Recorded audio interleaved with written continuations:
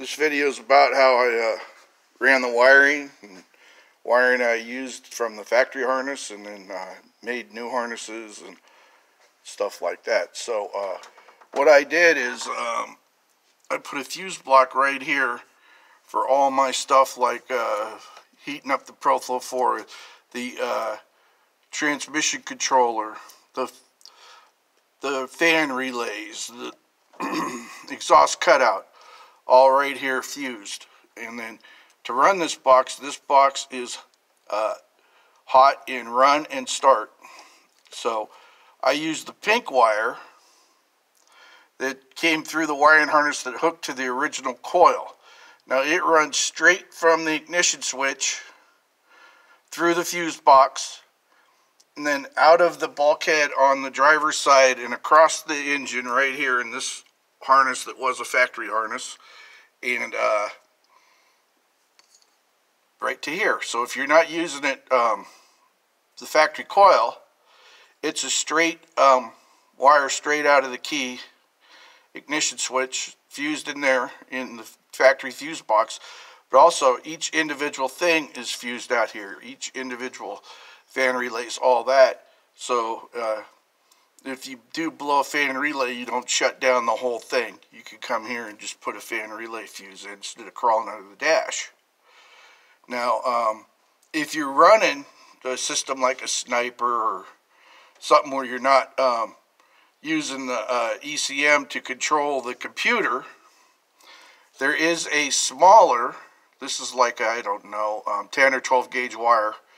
There's a smaller wire like a 16 or 18 gauge pink and red wire, or pink and white wire that is hot in run and start.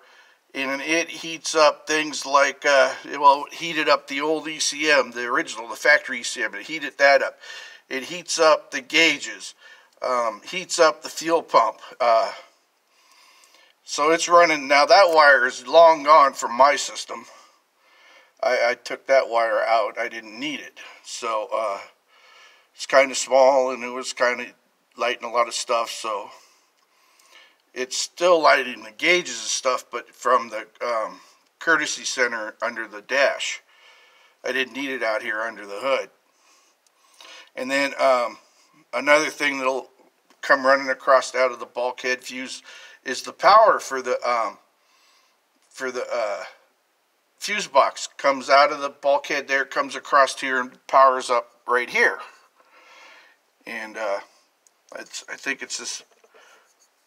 No, it's one of these wires here that runs across this harness and runs in. Now I peeled it out of the factory harness and I reused it. And then there's another wire that comes out for the heater control that runs to this too.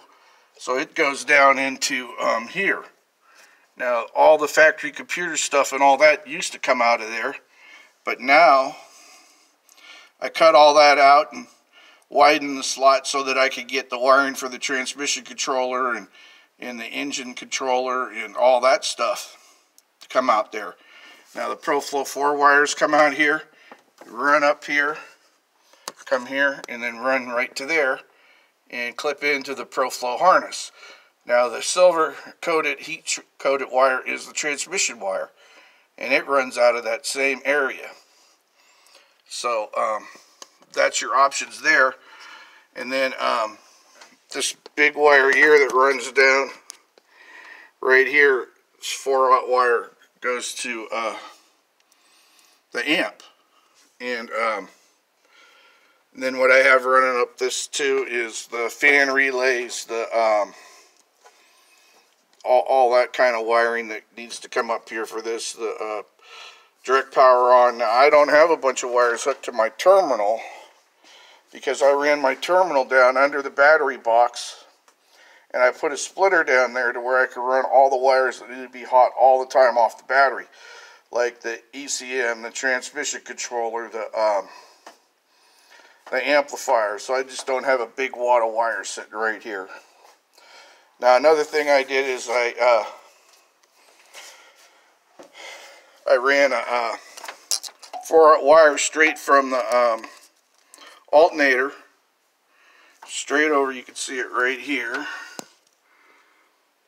And it goes over here and it comes across and it runs straight into the battery. And that's so that the alternator charges right into the battery. The factory wire is this big red wire, and it runs up the loop here, runs around there through the harness, and then back up to here. So when you start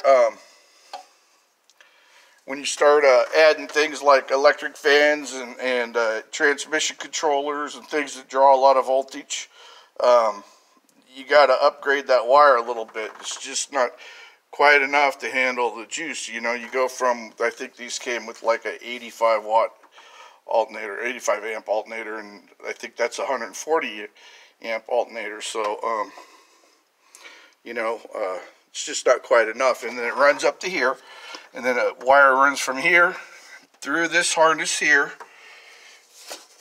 to the battery. Now, it's all going underneath the battery so that I don't have a bunch of wires here. Now for the ground, what goes in must come out. So you got to upgrade the ground. Here's the sheet metal ground right here.